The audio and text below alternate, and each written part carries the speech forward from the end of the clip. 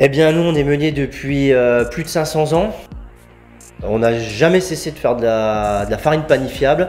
On a eu à une époque développé une activité d'aliment du bétail en parallèle de la meunerie qu'on a stoppé dans les années 2000 pour vraiment se reconcentrer sur les farines panifiables et voire même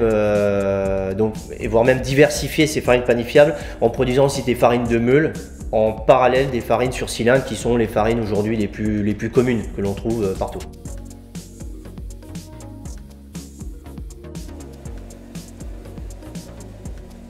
La gamme sur meule de pierre est spécialisée, on fait que du biologique. Et la gamme sur cylindre, mouture sur cylindre, là on est sur des céréales conventionnelles locales.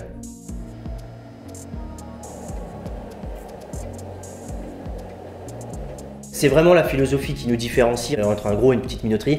C'est-à-dire que nous, on investit dans le patrimoine hydromécanique et hydrologique de nos moulins.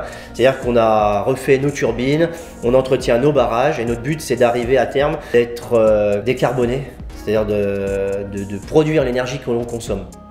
Ce que je voudrais, c'est arriver à reconnecter les particuliers ou le consommateur avec ce qu'il mange.